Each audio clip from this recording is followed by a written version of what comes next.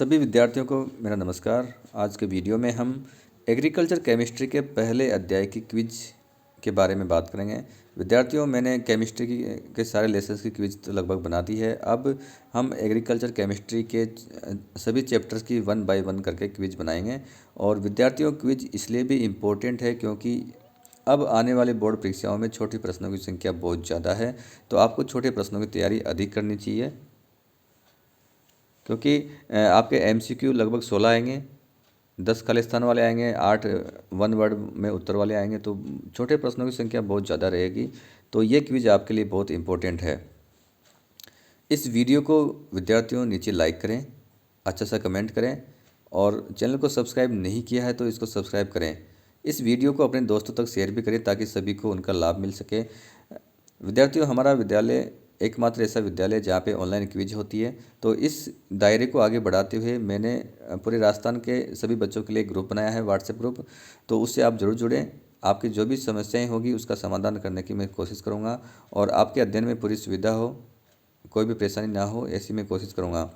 तो विद्यार्थियों, यहाँ पे आपको 30 प्रश्न मिलेंगे, और ये एग्रीकल्चर केमिस्ट्री की पहली क्विज है। 30 प्रश्न यहाँ पे आपको मिलेंगे। बहुत इंपॉर्टेंट रहने वाली है क्विज। पूरे वीडियो को आप ज़रूर देखें, इसको स्किप ना करें, पूरा वीडियो देखें। इसके अलावा विद्यार्थियों, मैंने चैनल पर ब्लूप्रिंट के नाम से एक प्लेलिस्ट बनाई है जिसमें विभिन्न विषयों के, साइंस के, आर्ट्स के, एग्रीकल्चर के, 10वीं के ब्लूप्रिंट के वीडियो उसमें आपको मिल जाएंगे। तो ब्लूप्रिंट के माध्यम से आप जान पाओगे कि किस चैप्टर में से कितने नंबर के और कितने कितने प्रश्न आते हैं, छोटे आते हैं या बड़े आते हैं। तो ब्लूप्रिंट वाली प्लेलिस्ट में भी आप जाके अपने जो विषय हैं उनके वीडियो ज़रूर देखें। तो जिसे विद्यार्थियों लिंक ओपन करोगे, यहाँ पे सबसे पहले आपको आपका नाम डालना है। तो नाम डालने के बाद यहाँ पे नीचे चलोगे तो यहाँ पे विद्यार्थियों, आप चाहते हैं कि और अधिक ऐसी क्विज मिले आपको, तो चैनल को अधिक से अधिक सब्सक्राइब करें। अब यहाँ पे तो सब्सक्राइब करने का कोई पैसा थोड़ी लगता है, तो उसमें कोई कंजूसी आपको नहीं करनी है। तो नीचे चलना है। इसके बाद यहाँ पे विद्यार्थियों, चैनल का लिंक यहाँ पे है, इस लिंक को ओपन करके आप चैनल को सब्सक्राइब आसानी से कर सकते हैं। और मैं चाहूँगा कि सब्सक्राइब करने के बाद ही आप आगे बढ़ें। यहाँ पे विद्यार्थियों, हमारे व्हाट्सएप ग्रुप का लिंक है, इस लिंक से आप हमारे ग्रुप से जुड़ सकते हैं जिसमें पूरे राजस्थान के बच्चे जुड़ेंगे। तो इसके बाद विद्यार्थियों, यहाँ पे नेक्स्ट पे क्लिक करना है, तो ये आपको अगले नेक्स्ट पेज पे ले जाएगा। ये पहले लेसन की क्विज है एग्रीकल्चर केमिस्ट्री में। इस क्विज को करने के बाद में विद्यार्थियों, आप जो स्कोर देख पाओगे उसका स्क्रीनशॉट लेके अपने टीचर तक ज़रूर शेयर करें ताकि उनको भी पता चले कि आपकी पढ़ाई कैसी चल रही है। विद्यार्थियों, एक और बात मैं आपसे कहना चाहता हूँ। पहले आप लेसन को अच्छी तरह से पढ़ें, चैप्टर को अच्छी तरह से रिवाइज करें, उसके बाद ही क्विज में भाग लें या ये वीडियो आप देखें। क्योंकि ऐसे बिना तैयारी के क्विज में भाग लेने का कोई मतलब नहीं है। आपको अच्छी तैयारी करके ही क्विज में भाग लेना है। तो देखिए, यहाँ पे क्वेश्चन स्टार्ट करते हैं। पहला क्वेश्चन है हमारा, किस शस्त्र को निक्षालित शस्त्र कहते हैं। अब विद्यार्थियों, यहाँ पे हम कहते हैं A2 को। तो A2 से जो A शस्त्र होता है उसमें उसके 3 उप शस्त्र होते हैं, A1, A2 और A3। तो A2 से सिलिका और अन्य जो पदार्थ होते हैं वो पानी के साथ नीचे की परतों में जाते हैं, इसको कहते हैं निक्षालन, और B2 में जाके वो जमा हो जाते हैं। A2 से कहाँ जाते हैं विद्यार्थियों, B2 में। तो A2 को कहते हैं निक्षालित शस्त्र और B2 को कहते हैं निक्षेपित शस्त्र। तो यहाँ पे हमें क्लिक करना है, किस पे करना है क्लिक, A2 पे। आगे बढ़ना है। मृदा के विभिन्न विकसित शस्त्रों का आपस में मिश्रण होकर मृदा का निर्माण होना क्या कहलाता है। तो ये कहलाता है विद्यार्थियों पेडोटर्बेशन। ह्यूमिफिकेशन होता है ह्यूमस का निर्माण होना, यहाँ पे कैल्शियम कार्बोनेट का जमाव होता है, यहाँ पे लवणों की परत जम जाती है, तो पेडोटर्बेशन होता है। मृदा विज्ञान का जनक किसे कहा जाता है। तो विद्यार्थियों, बहुत ही इंपॉर्टेंट होता है, कई बार एग्जाम में आ भी चुका है। तो ये होता है विद्यार्थियों वीवी डोकुचेव। तो क्लिक करेंगे, आगे बढ़ें। निम्न में से कौन सा मृदा निर्माण का सक्रिय कारक है। अब विद्यार्थियों, जो जोफे नामक वैज्ञानिक था उन्होंने मृदा निर्माण के सभी कारकों को 2 भागों में बांटा था, सक्रिय और निष्क्रिय। तो सक्रिय कारक 2 ही थे, जलवायु था और जैवमंडल था। बाकी स्थलाकृति, समय, पैतृक पदार्थ ये होते हैं बच्चों निष्क्रिय कारक। तो यहाँ पे जलवायु वाला सही है। आगे बढ़ें। पृष्ठ मृदा कितने सेंटीमीटर तक पाई जाती है? जो मृदा की सबसे ऊपरी परत होती है वो अधिक उपजाऊ होती है, उसमें सूक्ष्म जीवों की क्रियाशीलता ज़्यादा होती है, पोषक तत्व उसमें अधिक होते हैं, जल एवं वायु संचार उसमें ज़्यादा होता है। उसको कहते हैं विद्यार्थियों पृष्ठ मृदा, जिसकी मोटाई होती है 15 सेंटीमीटर तक, ऊपर से लेके नीचे 15 सेंटीमीटर तक। पौध जलीकरण प्रक्रम किन क्षेत्रों में पाया जाता है? तो ये पाया जाता है विद्यार्थियों ठंडे और नम प्रदेशों में। पौधजोला जो शब्द है वो रूसी भाषा का एक शब्द है जिसका अर्थ होता है राग जैसा। तो ठंडे और नम प्रदेशों में ये होता है। इसमें मृदा अम्लीय बन जाती है, ये चीज़ें आपको याद होनी चाहिए। मृदा निर्माण के निष्क्रिय कारकों की संख्या कितनी है? 2 सक्रिय है, 3 क्या है निष्क्रिय है। तो यहाँ पे इस पर क्लिक करेंगे, निष्क्रिय 3 होते हैं। यदि विद्यार्थियों आप चैनल को और अधिक सपोर्ट करना चाहते हैं तो एक काम और आप कर सकते हैं, सब्सक्राइब तो आपको करना ही है विद्यार्थियों। एक काम और भी आपको करना है कि यहाँ पे जो थैंक्स वाला ऑप्शन नया आया है विद्यार्थियों, जब भी आप वीडियो देख रहे होते हैं तो इसके नीचे ही आपको दिखाई देगा।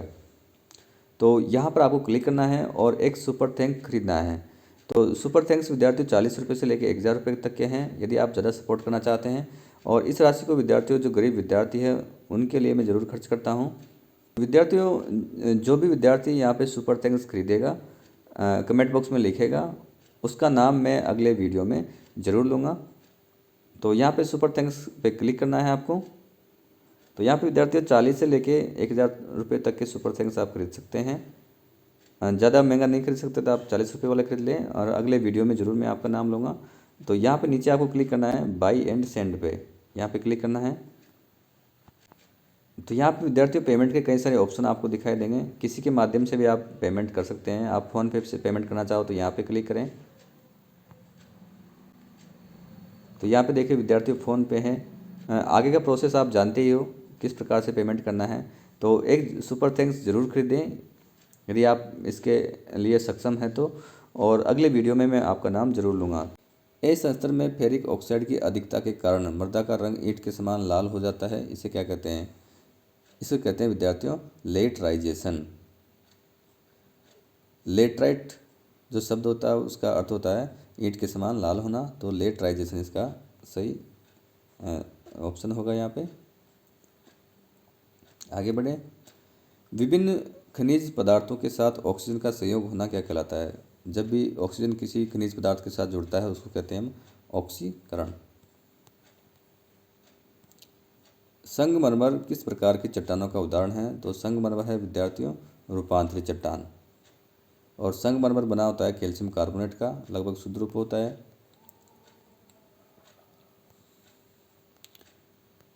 अगला देखिए, लावा का पृथ्वी के अंदर ही ठंडा होकर चट्टान में बदल जाने से किस चट्टान का निर्माण होता है?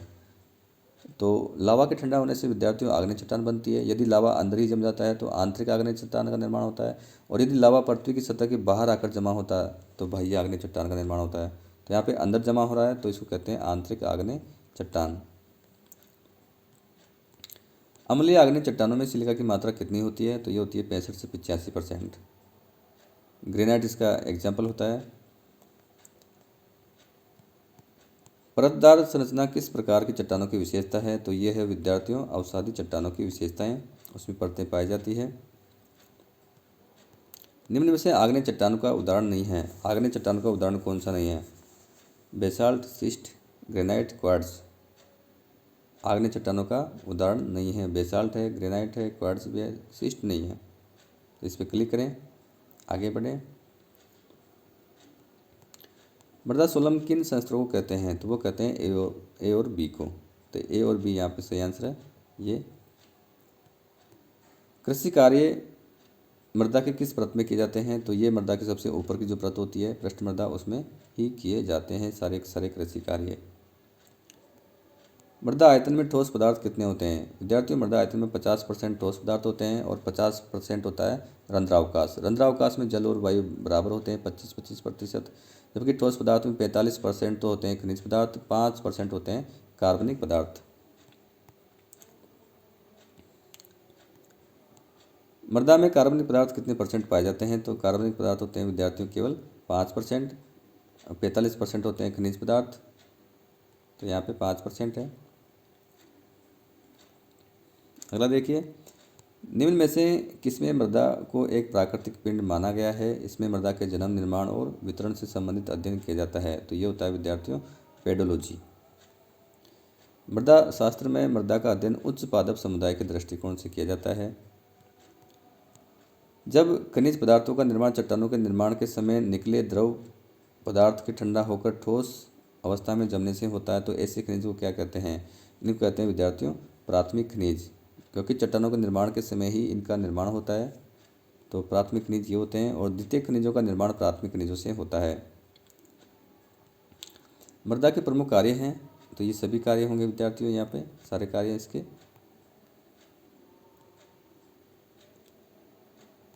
निम्न में से कौन सी पृष्ठ मृदा की विशेषता नहीं है? तो उच्च धनानी विनिमय क्षमता सही है, होती है। कम उर्वरा शक्ति ये नहीं होती विद्यार्थियों, ये इसकी उर्वरा शक्ति ज़्यादा होती है, तो ये इसकी विशेषता नहीं है।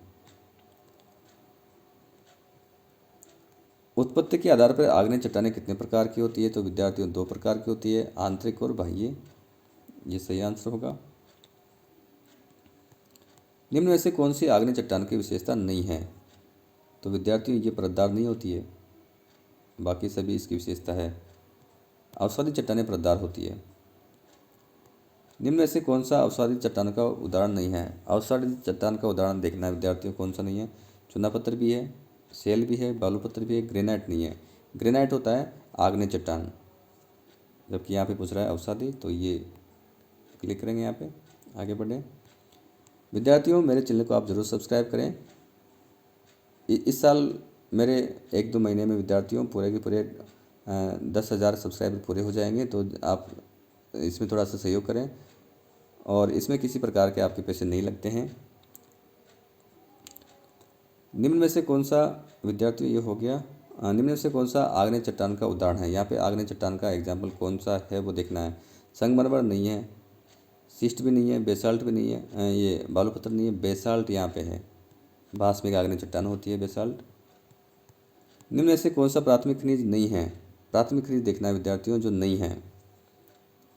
यहाँ पे विद्यार्थियों जिप्सम है, वो द्वितीय खनिज है, बाकी सब फेल्सपार, माइका, क्वार्ट्ज ये प्राथमिक खनिज होते हैं। तो ये चीज़ें आपको आनी चाहिए, इनके एग्जाम्पल आने चाहिए, एग्जाम में पूछे जाते हैं। मृदा के ऊपरी संस्तरों में ह्यूमस के निर्माण होने की प्रक्रिया को क्या कहते हैं? इसको कहते हैं ह्यूमिफिकेशन। पोडजोला शब्द किस भाषा से लिया गया है? तो विद्यार्थी ये लिया गया है रूसी भाषा के शब्द है पोडजोला। अगला देखिए विद्यार्थी, यहाँ पे एक ऑप्शन इसका छूट गया था, वही सही है, जो मैं इसमें डाल दूंगा, उसके बाद लिंक सेंड करूँगा। तो इसका सही आंसर होगा विद्यार्थी यहाँ पे जोफे। तो वो ऑप्शन इसमें डिलीट हो गया, तो उसकी चिंता ना करें आप। फिलहाल मैं कुछ भी करके यहाँ पे सबमिट करता हूँ इसको। यहाँ पे विद्यार्थियों आपको थैंक्स पे क्लिक करना है और नीचे सबमिट करना है। तो इसके बाद विद्यार्थी यहाँ पे आपको अपना स्कोर देखना है, व्यू स्कोर करके आपका स्कोर देखना है, इस पर क्लिक करना है।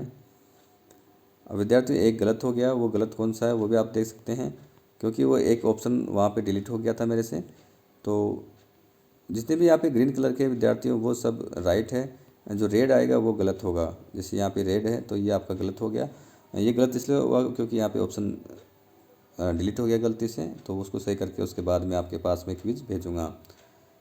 तो विद्यार्थियों आज के वीडियो में बस इतना ही। आपका स्कोर अपने टीचर तक आप ज़रूर शेयर करें। धन्यवाद, नमस्कार।